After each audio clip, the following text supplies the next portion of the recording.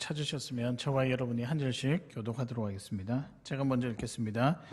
왕이 사람을 보내어 유다와 예루살렘의 모든 장로를 불러 모으고 여호와의 전에 올라가매 유다 모든 사람과 예루살렘 주민들과 제사장들과 레위 사람들과 모든 백성이 노소를 막론하고 다 함께 한지라.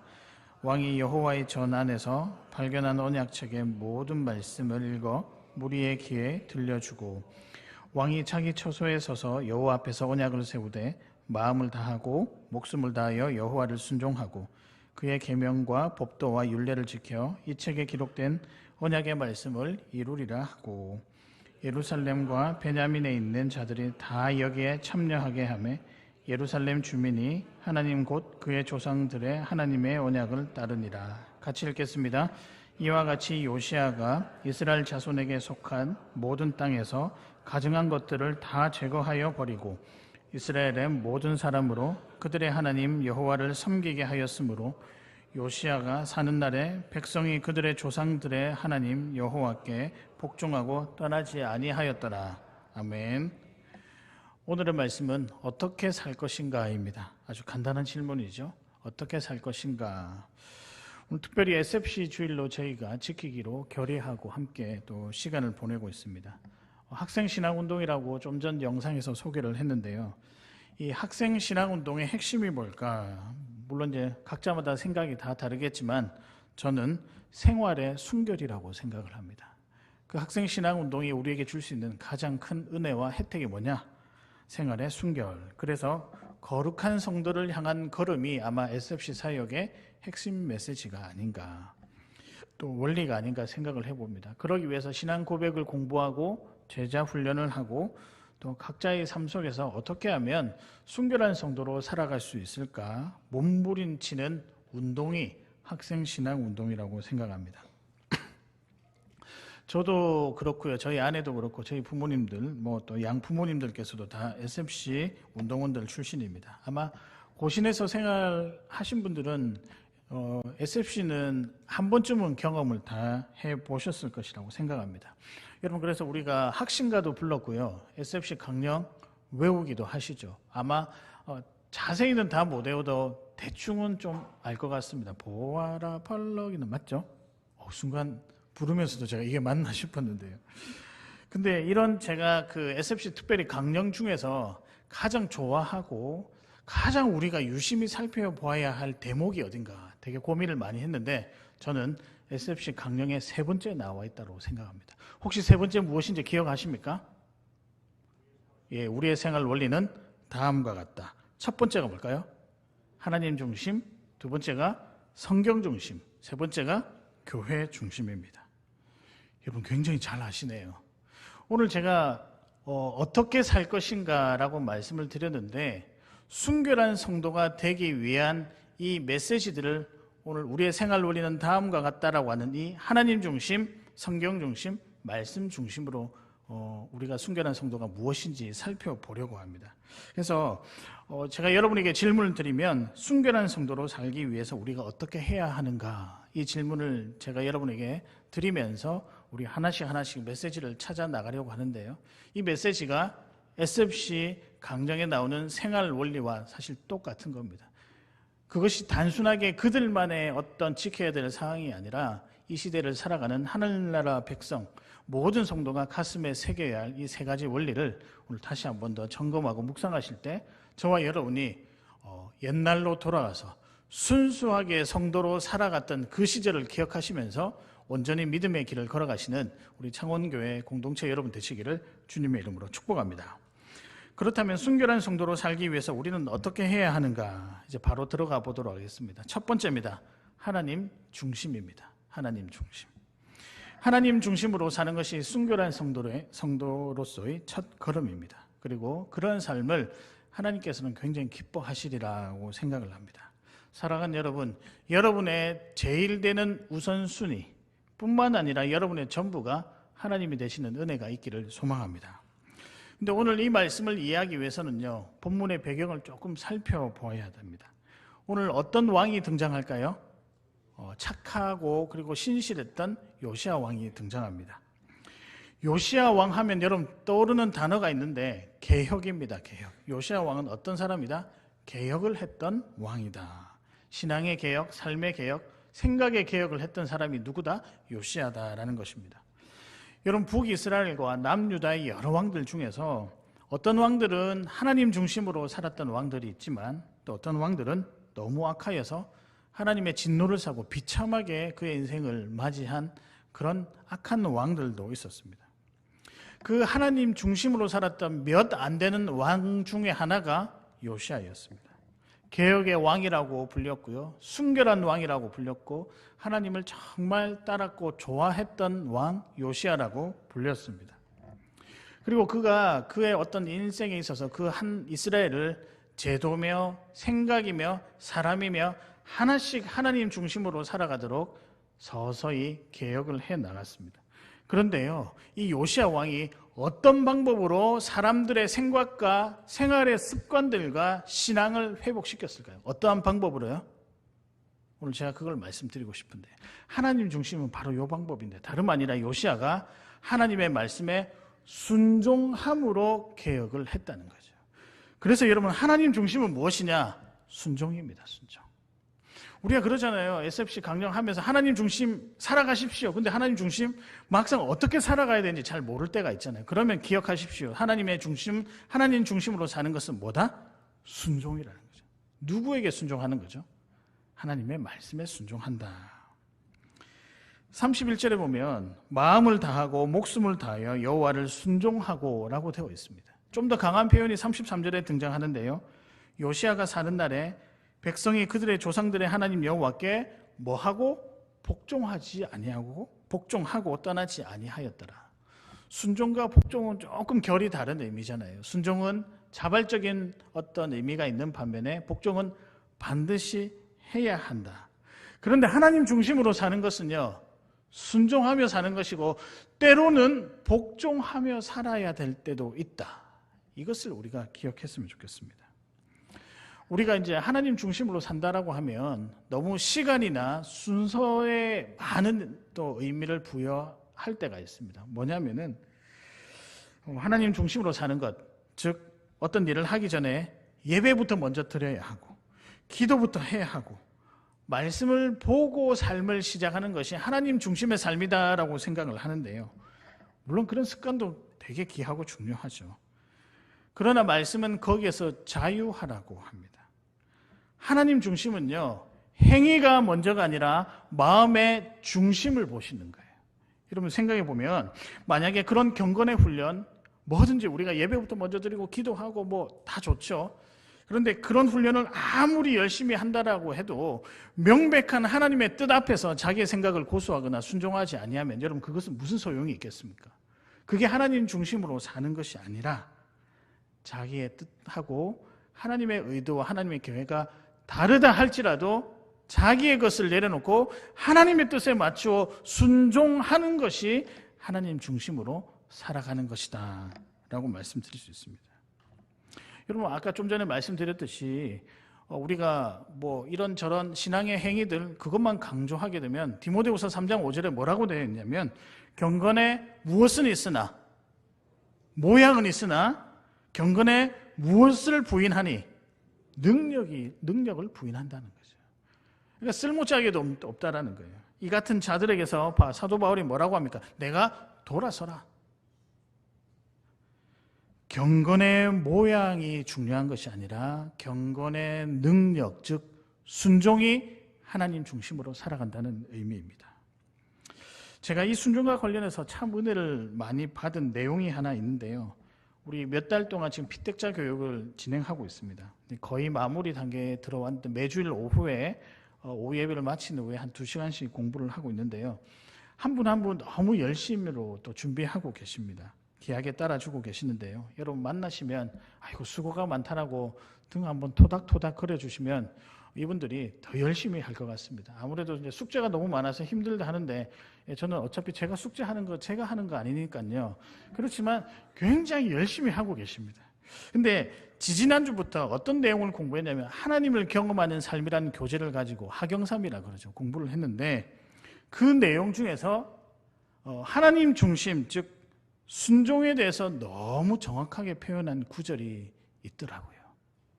제가 그래서 여러분과 한번 좀 나누고 싶습니다. 제가 질문 하나 드릴 텐데, 질문 두 가지를 드릴 텐데 어떤 질문이 바른 질문인가 한번 판단을 해 보십시오. 첫 번째 질문입니다.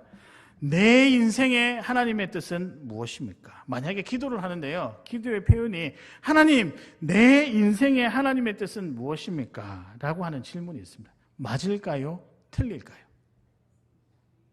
네, 잘 모르겠죠. 그럼 다른 질문 하나 더 던져 드리겠습니다. 그냥 이거예요. 하나님의 뜻은 무엇입니까? 어느 게 맞을까요? 1번, 아까 좀 전에 했던 것. 내 인생의 하나님의 뜻은 무엇입니까? 이게 맞을까요? 아니면 하나님의 뜻은 무엇입니까? 이게 맞을까요? 예, 여러분 이제 궁금하시죠? 어떻게 계속 궁금한 채로 갈까요? 예. 여러분, 같은 듯 해도 엄청난 차이가 있습니다. 정답은 두 번째 겁니다. 하나님의 뜻은 무엇인가? 제가 조금 더 설명을 드릴게요. 내 인생을 향한 하나님의 뜻은 무엇인가라고 할 때 이 질문은 내가 중심이 되는 질문입니다. 하나님의 뜻보다 내 인생의 하나님의 뜻, 내 인생이 먼저 있고 하나님의 뜻이 맞춰졌으면 하는 그런 기대감이 있는 거예요. 그러니까 여러분, 하나님의 뜻보다 내 인생이 더 중요하다는 전제를 밑바닥에 두고 하는 질문이 뭐냐? 내 인생의 하나님의 뜻은 무엇입니까? 여러분, 우리가 기도할 때 그럴 때 있잖아요. 저도 그렇게 기도했는데요. 하나님, 제 인생을 향한 하나님의 계획은 무엇입니까? 그렇게 기도하잖아요. 근데 그게 이 기도가 아니라는 거예요. 그러면 무엇이냐? 만약에 이런 기도를 드린다면 순종이 들어갈 틈이 없어요. 왜냐하면 내 인생이 삶의 중심이 되어서 살아가는 거기에 무슨 순종이 그 틈 사이로, 내 인생의 틈 사이로 비집고 들어갈 수 있을까요? 없다는 거죠. 그냥 내 뜻과 하나님의 뜻이 맞아질 때나 순종이 가능하겠죠. 근데 반대로 하나님의 뜻은 무엇이냐라고 하면 이건 두 가지 의미가 있는데요. 하나님의 뜻을 알고 싶다. 내 뜻보다 하나님의 뜻을 먼저 알고 싶다. 그래서 설령 내 뜻이 하나님의 뜻과 일치하지 않는다 하더라도 나는 하나님의 뜻을 선택하겠다. 여러분, 이게 순종입니다. 믿으십니까? 하나님 중심이 반영된 삶은요, 나라는 생각, 나라는 입장이 먼저 고려되는 것이 아니라 하나님의 뜻이 무엇일까요? 비록 그 뜻이 내가 원하는 것과 같지 않을지라도 저는 엎드려서 하나님의 뜻에 순종하겠습니다. 그런 의미에서 하나님 중심은 무엇이냐? 순종입니다. 순종. 사랑하는 여러분, 순결한 성도는 어떻게 살아가는 자들일까요? 하나님의 뜻에 순종하며 살아가는 거죠. 하나님의 말씀에 순종하며 살아가는 거죠. 여러분, 이 순종이 왜 중요하냐면 은혜 담비에 젖어서 살아가고 싶습니까? 하나님의 은혜 가운데 살아가고 싶습니까? 그러면 답은 딱 하나밖에 없어요. 순종하는 것밖에 없습니다. 순종이 아니면 절대 볼 수 없는 것이 하나님의 은혜입니다. 만약에요, 순종하지 아니했는데 여러분께서 하나님께서 은혜를 받았다고 생각하면 그 은혜는 어쩌면 가짜일지도 모릅니다. 굉장히 조심하셔야 됩니다. 그러나 여러분, 우리의 생각을 내려놓고 하나님의 뜻에 먼저 순종하는 것, 그렇게 살아가는 것이 하나님 중심으로 살아간다. 순결한 성도의 첫 번째 걸음, 하나님 중심으로 살아가는 성도의 모습입니다. 사랑하는 여러분, 하나님 중심으로 순종하며 살아가시는 귀한 여러분 되시기를 주님의 이름으로 축복합니다. 두 번째입니다. 순결한 성도로의 걸음. 두 번째는 성경 중심입니다. 말씀 중심이라고 하는데요. 더 쉽게 제가 적용하기 위해서 이 문구를 기억하시면 좋겠는데요. 읽고 지켜라입니다. 성경 중심은 뭐냐? 아주 간단합니다. 행동 강령을 이야기한 거니까요. 말씀을 읽고 말씀을 뭐 하라? 지키라.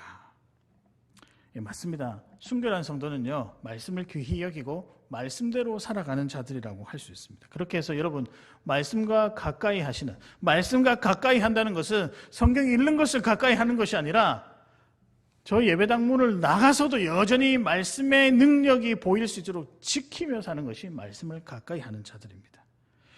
사실 너무 평범하기도 하고 또 평소에 우리 성도님들께서 말씀도 많이 읽고 묵상도 하시는데 잔소리 같은 권면이 되지 않을까 생각을 했는데요. 또 곰곰이 생각해 보면 우리가 읽고 묵상하는 것은 굉장히 익숙하게 잘 하지만 지키는 것은 다소 생소하다. 그런 삶을 살아가는 모습을 많이 볼 때가 있더라고요.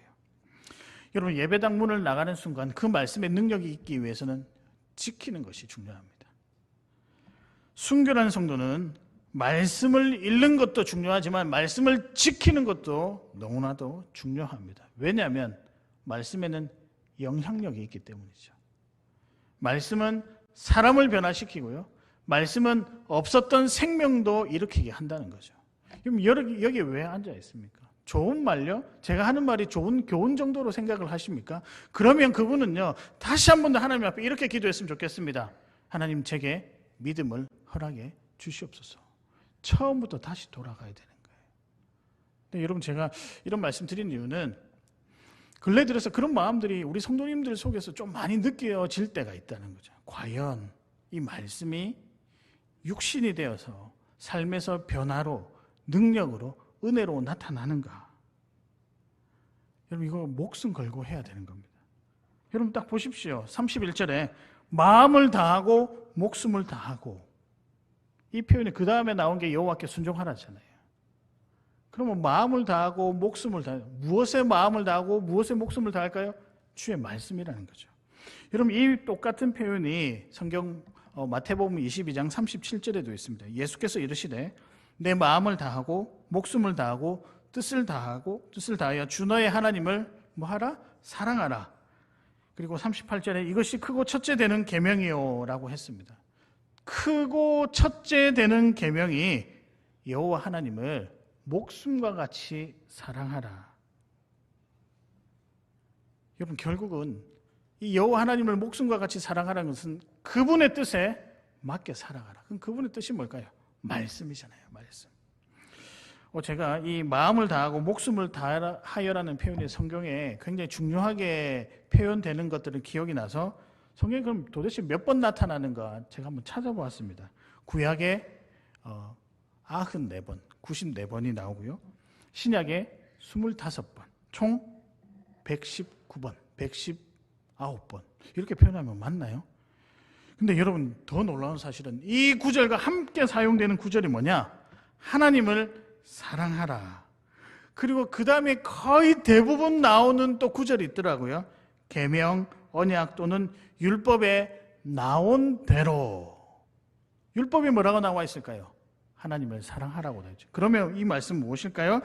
성경 중심은 말씀을 읽고 지켜라라는 것입니다. 오늘 저와 여러분이 조금 결단했으면 좋겠습니다. 저는 여러분이 말씀을 감상하는 자가 되지 않았으면 좋겠습니다. 은혜 받았다. 오늘 말씀 참 좋네. 그렇게 돌아가는 것, 차라리 그 말을 안 하시는 게 좋을 것 같아요. 더 위대하고 더 귀하고 더 복된 것은 내게 주신 말씀을 가지고 저 예배당 문을 나가는 그 순간부터 세상 가운데 살아갈 때 그대로 지켜나가는 결단과 힘, 잘 안 될 때가 있지만 그래도 끝까지 그 말씀대로 살아보려고 다른 것 다 포기하는 것, 말씀을 읽고 지키는 것, 이것이 성경 중심으로 살아가는 순결한 성도의 모습입니다. 여러분, 말씀의 말씀의 역사로 내 삶이 변할 그때, 여러분 그 시점에 하나님의 뜻과 하나님의 계획을 발견할 수 있습니다. 여러분 삶이 역동적이기를 원하시죠. 뭔가 활기차기를 원하고 뭔가 은혜가 넘치고 뭔가 여러분 하나님의 뜻을 내가 받드는 그것에 희열을 느끼고 감사하며 찬양하고 그렇게 살기를 원하시죠. 저도 그렇게 살기를 원합니다. 삶의 역동성은요, 말씀을 지킬 때 일어난다는 거죠. 그래서 제가 여러분에게 가끔씩 그런 말씀 드리잖아요. 3가지 메시지를 전달해 드리면 3개 다 지키는 거 쉽지 않습니다. 지킬 것 같죠. 이내 우리는 망각의 은혜가, 참 희한하게 망각의 은혜가 있어가지고 나가는 순간 다 잊어버려요. 그래서 한 가지만 기억하면 되는 거예요. 오늘도 순종을 말씀드렸습니다. 읽고 지키라는 거 말씀드렸고 맨 마지막에 하나가 더 있습니다. 그 중에 하나 고르십시오. 그 고르는 거 가지고 한 주간 열심히 살아보십시오. 그게 성경 중심으로 살아가는 순결한 성도입니다. 그래서 여러분, 내 삶에 하나님의 뜻은 무엇인가가 아니고 하나님의 뜻은 무엇인가? 고급스러운 질문하고 수준 높은 질문을 할 줄 아는 성도가 되었으면 좋겠습니다. 이제 연말이 다가오는데요. 한 해를 정리하고 새로운 한 해를 이제 준비하고 계획하는 시간들로 조금 이제 분주의 질이라고 생각을 합니다. 잘 정리하고 결정하기 위해서는요, 여러분 특별히 신앙에 있어서 잘 정리하고 다음을 잘 준비하기 위해서는 결국 읽고 지키는 성경 중심의 삶을 살아야 됩니다. 그래서 제가 여러분에게 팁 하나 드리겠습니다. 1년 내도록 읽고 지키면서 받은 은혜를 경험할 수 있는 방법 하나 가르쳐 드리겠습니다. 같이 하셔도 좋고 아니면 여러분의 방법대로 하셔도 좋은데요. 제가 항상 12월쯤 되면은 하는 기도 제목이 있습니다. 뭐냐면 이겁니다. 하나님, 내년을 지탱할 말씀을 허락해 주시옵소서. 그러니까 우리 가정과 저에게 개인적으로 내년을 지탱할 수 있는 말씀을 허락해 주시옵소서. 올해 저를 지탱하는 말씀은 무엇이었을까요? 당연히 모르시죠. 저만 알고 있으니까. 마태복음 6장 33절입니다. 먼저 그의 나라와 그의 의를 구하라. 그리하면 이 모든 것을 너에게 더하시리라. 근데 그대로 되더라고요. 여러분, 그래서 여러분 어떻게 하시냐면 그렇게 기도하고 난 다음에 여러분께서 올 1년 동안에 2023년 동안에 받았던 그 은혜 말씀들 본문이 있으면 그걸 한번 쭉 정리를 해 보십시오. 그게 많을 수도 있고 적을 수도 있고 또 여러분 큐티하다가 아니면 여러분께서 누구와 말씀을 뭐 이렇게 기도하고 대화하다가 알게 됐던 말씀을 딱 기록하십시오. 정리하십시오. 그리고 그거를 딱 펼쳐가지고 하나씩 찾아서 읽다 보면 마음이 훅 들어오는 구절이 있습니다. 그리고 은혜가 되고 뭔가 내 마음에 도전이 되는 구절이 분명히 있습니다. 여러분 그걸 잡으십시오. 그게 내년을 살아갈, 내년을 지탱할 하나님의 말씀입니다. 믿으십니까? 그리고요, 그거를요, 수시로 내내시고 같이 나누십시오. 그러면 어떻게 되냐면, 말씀대로 됩니다. 진짜입니다. 제가 15년 동안 하고 있어요. 계속 그렇게 정하고 있어요. 여러분, 이게 뭐냐? 삶의 기준이 말씀이 되는 거예요. 그 한 해의 삶의 기준이 뭐냐? 이 말씀이라는 거예요. 여러분, 이렇게 말씀을 가지고 말씀대로 지키고 살아나가는 것이 성경 중심이라는 겁니다. 그래서 저는 여러분에게 도전합니다. 그 연말에 대해서 내년의 계획도 뭐 이제 수립도 하셔야 되고 준비하셔야 되겠지만 특별히 내년 2024년 한 해를 지탱할 말씀이 무엇인가 고민하고 찾으십시오. 그리고 가족들하고 나누십시오. 그리고 옆에 계신 친구분들하고도 나누십시오. 그러면 나중에 1년이 지나고서 딱 살펴보잖아요. 그러면 거기에 맞게 감사거리들이 나오고 거기에 맞게 도전거리들이 나오고 거기에 맞게 결단거리들이 분명히 나옵니다. 여러분 신앙생활은 이렇게 하는 겁니다. 이렇게 하면서 성경 중심으로 살아갈 때 여러분 이미 지나고 나 보니 우리의 믿음도 많이 자라 있을 것이고 우리의 생활의 순결도 조금씩 확보될 것이라고 믿습니다. 여러분 이렇게 성경 중심으로 읽고 지키는 일에 마음을 다하고 목숨을 다하는 우리 창원교회 성도님들 되시기를 주님의 이름으로 축복합니다. 마지막입니다. 마지막은 무엇일까요? 여러분이 한번 답해 주시길 바랍니다. 마지막은 교회 중심입니다. 여러분 교회 중심은 무엇일까요? 뭐 교회에 모이기를 힘쓰고 당연히 좋죠. 사역을 열심히 하는 것 그것만 의미할까요? 당연히 그것도 필요하죠. 때로는 우리의 개인의 일을 내려놓고 교회 공동체를 위해 헌신해야 될 때가 있습니다. 순종하다가도 복종해야 될 때도 있다는 거죠. 그러나 저는 그것보다 오늘 저는 여러분 개인에게 정말 깊은 도전을 하나 드리고 싶은데요. 교회 중심은 한 사람의 기도 동력자를 세우는 일이라고 저는 생각합니다. 교회 중심이 무엇이라고요? 한 사람의 누구를 세운다고요? 기도의 동력자를 세우는 것이 교회 중심이다.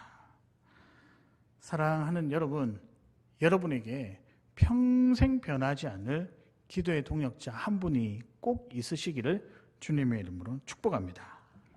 여러분 SFC가 만들어질 때 그 당시 교회의 가장 큰 이슈는 하나님 나라였습니다. 18세기 말 19세기 초에 복음이 한국 땅에 들어오고 나서 많은 변화들이 있었습니다. 복음 때문에 삶이 순결해졌고요. 그리고 생각이 순결해지고 변화되었고 사회가 변화되는 은혜가 있었습니다. 의식이 깨어나면서 나만 잘 사는 것이 중요한 것이 아니라 함께 공동체가 사는 것이 중요하다라는 생각이 꽃피우게 되었습니다. 그러면서 나 개인의 신앙뿐만 아니라 교회 공동체를 위한 신앙도 성숙하게 됐고 또 성장하게 되었습니다. 그것을 우리가 소위 하나님 나라의 확장이라고 부르죠. 이 확장에 예수 믿는 사람도 늘어나는 것도 정말 중요하지만 성도가 늘어나는 것도 중요하다는 거죠. 예수 믿는 사람, 아니 교회 다니는 사람이 늘어나는 것도 중요하지만 성도가 늘어나는 것도 더 중요하다는 거예요. 여러분, 교회 다니는 사람하고 성도하고는 다릅니다. 성도는요, 확고한 믿음을 가지고 하나님 나라에게 시선을 두고 살아가는 자들입니다. 그런데 이 성도를 다른 말로 기도 동역자라고 부르거든요. 성도가 뭐냐? 하늘나라를 보면서 같이 살아가는 기도의 동역자다. 그래서 여러분, 교회 중심은요, 하나님 나라를 위한, 확장을 위한 기도 동역자를 만드는 일이라고 생각을 합니다. 각자마다 해석이 다를지라도 저는 이 해석이 맞다라고 생각합니다. 오늘 본문에도 나와 있는데요, 요시야 왕이, 오늘 읽지는 않았지만 요시야 왕이 이전 구절에서 대제사장 hil기야로부터 건네받은 여호와 율법책을 가지고 부하들과 자기 어떤 신하들에게 같이 나누게 하고 또 묵상하게 하고, 더 나아가 모든 백성 남녀노소 모두를 모아서 예배 가운데 말씀을 들려주고 또 그 말씀을 가지고 예배를 진중하게 드렸었습니다. 그리고 난 다음에 예배 시간에 하나님의 언약을 다시 우리가 따르자 재약속하면서 신앙 회복을 위한 삶을 시작했었습니다. 함께 나누고 함께 회개하고 함께 예배하면서 멀어진 하나님과의 관계를 회복했습니다. 그러면서 그 안에 어떤 일이 벌어지기 시작했냐면 서로가 서로를 돌보아주는, 교회가 교회되게 하는, 교회가 튼튼하게 되는, 서로 기도해주는 기도의 동력자가 점점 많아졌다는 거죠. 여러분, 교회 역사를 보면서 교회 역사는 언제 강하게 일어나냐? 기도할 때 일어났다는 거죠. 서로가 기도하면서 교회를 굳건히 세워나갈 때 핍박 가운데서 교회는 살아남았습니다. 여러분, 초대교회 성도들 보실까요? 그 어려운 상황 속에서도 그렇게 자주 모였습니다. 어제 구역 모임 하셨죠? 자주 모여야 됩니다. 저는 이거 양보할 생각이 없습니다. 여튼 자주 모여서 뭐 해야 되느냐? 함께 말씀을 나누고 함께 삶을 나누고 그 다음에 기도해야 한다는 거죠. 그런 기록을 제가 봤는데요, 초대교회 때 오늘은 어느 집에 먹을 것이 없더라, 어느 집에 누가 아프다더라, 어느 집에 마음이 힘들다더라, 그리고 어느 집에 믿음이 회복되었으면 좋겠다더라. 서로 소식을 전해가면서 그 소식을 깨알같이 써가면서 기도 제목을 가지고 성도들이 다른 가정들을 위해 기도했다는 거죠. 중보 기도라고 하죠. 여러분, 이게 교회 중심으로 살아가는 것입니다. 여러분, 어떤 인생이 성공한 것인가? 오늘 이 메시지를 제가 바탕으로 말씀드리면 여러분, 혹시 여러분 삶 살아가시면서 여러분을 위해 무조건적으로 기도해 줄 수 있는 사람, 성도 3사람이 있다고 한다면 저는 성공한 인생이라고 생각합니다. 여러분, 혹시 있으십니까? 예, 없으셔도 좋습니다. 지금부터 시작하면 되죠. 지금부터 여러분, 갑자기 그런 말씀 드리겠는데 삶을 다하기 직전까지 기본적으로 3사람의 동력자는 만들었으면 좋겠습니다. 그게 성공한 신앙인의 모습이라고 생각합니다. 저는 기도의 동력자가 참 많은 것 같아요. 그게 제게 주신 힘이자 또 자산이자 복이라고 생각을 하는데요. 제가 처음 사역했던 전도사 시절에 사역했던 교회 권사님, 집사님들과 지금까지도 서로 기도 제목 주고받으면서 중보로 돕고 있습니다. 기도의 동력자가 그래도 한 사람 있으니까 얼마나 다행입니까? 그 다음에 이전 교회는 두말할 필요도 없고요. 그리고 지금 여러분들과 함께 기도 제목을 나누면서 기도의 동력자들을 만들어 가고 있습니다. 저는 적어도 여러분들이 정말 어려울 때 기도 제목 나눌 수 있는 그 기도 동력자가 꼭 있었으면 좋겠습니다. 그렇게 한다면 이미 여러분은 귀한 성도라고 할 수 있겠죠. 진짜입니다. 그것이 여러분에게 기도의 동력자가 저였으면 좋겠고요. 그리고 또 저에게는 정말 여러분이었으면 좋겠습니다. 제가 새벽기도 나오면서 나오면 기도하시는 분이 있는데 그 기도하시는 집사님의 기도서를 들은 적이 있습니다. 제가 듣고 싶어서 일부러 들은 건 아니고 그분이 소리가 살짝 크거든요. 그래서 들립니다. 그런데 뭐라고 기도하시는, 참 감동이에요. 맨 먼저 담임 목사님 위해서 기도하더라고요. 저희 가정과 저희 건강을 위해서 기도하더라고요.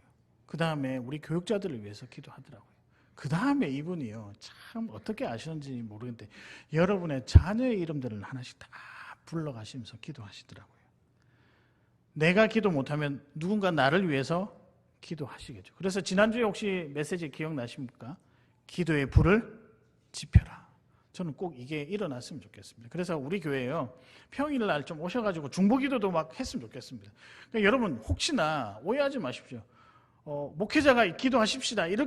저는 이렇게 되는 것보다 여러분이 여러분 마음에서 스스로 우리 한번 교회를 위해서, 우리 영혼을 위해서, 우리 성도를 위해서 기도하자. 자발적으로 와서 언제든지 기도하는, 기도의 불을 지피는 운동들이 많이 일어났으면 좋겠습니다. 뿐만 아니라 오늘 말씀에 나와 있는 것처럼 기도의 동역자를 서로 만들고 세우고 서로 기도해 주면서 서로 넘어지지 아니하고 서로 튼튼하게 신앙의 벽들을 만들어 나가는 그 일이 여러분 가운데 많이 있었으면 좋겠습니다. 그러면요, 여러분 상대방의 형편도 알게 되고 같이 가슴 아파하고 같이 기도하게 되면 그 응답받는 게 고스란히 그 사람의 몫으로만 남겨지는 것이 아니라 동일하게 그 사람을 위한 다른 사람의 기도의 응답, 기도의 은혜로 나타날 수 있다는 거죠. 여러분 그렇게 살아갔으면 좋겠습니다. 저는 기도가 우리의 생명을 살린다고 생각합니다. 믿으십니까? 그리고 기도가 우리의 영혼을 살린다고 생각합니다. 믿으십니까? 그리고 기도가요, 교회를 살린다는 건 여러분 꼭 기억하시길 바랍니다. 그래서 한 사람의 기도의 동역자를 세우는 것이 교회 중심이다. 그렇게 살아가시는 우리 귀한 성도님들 되시기를 주님의 이름으로 축복합니다. 말씀을 정리하겠습니다. 오늘의 말씀은 어떻게 살 것인가. 순결한 성도에 관한 말씀인데요. 어떻게 사는 것이 순결한 성도일까요? 첫 번째 무엇입니까? 하나님 중심에 따라오는 단어 무엇일까요? 순종입니다. 순종. 두 번째입니다. 성경 중심. 제가 뭐라고 여러분에게 고면을 드렸을까요? 읽고 지키라. 마지막입니다. 교회 중심. 도전 드립니다. 교회 중심은 무엇일까요? 한 사람의 기도의 동역자를 세우라. 오늘은 SFC 주일입니다. 그래서 SFC와 또 그 사역들, 우리 교회 두 분이 계시잖아요. 간사님들, 또 우리 청년들도 열심히 사역하고 있고요. 사역을 응원합니다. 그러나 이 사역들도요, 언젠가 마무리될 수 있습니다. 하나님께서 그만두라고 하면 그만둬야 되겠죠. 처음과 끝이 있을 수 있죠. 그러나 그 원리만큼은 우리가 가슴에 새겼으면 좋겠습니다. 순결한 성도. 여러분 이 자리에 앉아 계신다라고 해서 하나님을 정말 믿으시는 분들도 있고 그렇지 않은 분들도 있을 것입니다. 물론 그렇지 않은 분들 생각하면 안타깝기도 하고 조금 뭔가 여러 가지 생각이 들어요. 여러분 교회는요, 하나님 나라는요, 여러분이 하나님께서 주시는 구원의 은혜로 행복해지기를, 또 그 행복을 누리고 구원의 영광을 바라보면서 살아가는 것이지, 이 세상에 물질이 많고 풍성함을 누리기 위해서 교회에 나오는 것은 아닙니다. 만약에 그런 마음으로 오셨다라고 한다면 마음을 고쳐 잡수십시오. 이 세상에 누리는 은혜보다 더 크고 중요한 영원한 하나님 나라, 영원한 생명이 있습니다. 이것이 어디에서 이루어질까요? 다름 아니라 성도인 여러분의 삶 가운데서 이루어진다는 거죠. 그래서 여러분 이 성도를 세우는 것이 너무나도 중요합니다. 순결한 성도로 세워지는 것이 너무나도 중요합니다. 그래서 여러분 이번 한 주간 제가 특별히 도전 드릴게요. 하나님 중심으로 살아가십시오. 믿으십니까? 순종하시길 바랍니다. 여전히 하나님의 뜻과 나의 뜻 가운데 갈등하고 계시는 분들이 있으시죠? 안 됩니다. 여러분 미리 말씀드릴게요. 어차피 해도 안 됩니다.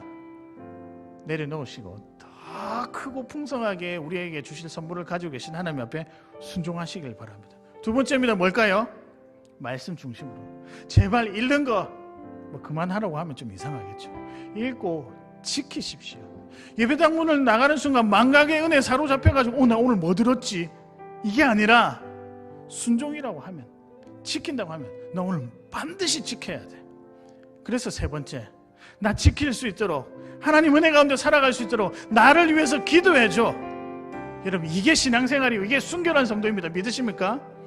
그렇게 살아가셨으면 좋겠습니다. 우리가 그 마음으로 우리 교회를 생각하면서 특별히 우리 공동체 가운데 이런 차고 넘치는 은혜가 가득하기를 바라면서 이 찬양 한번 드리겠습니다.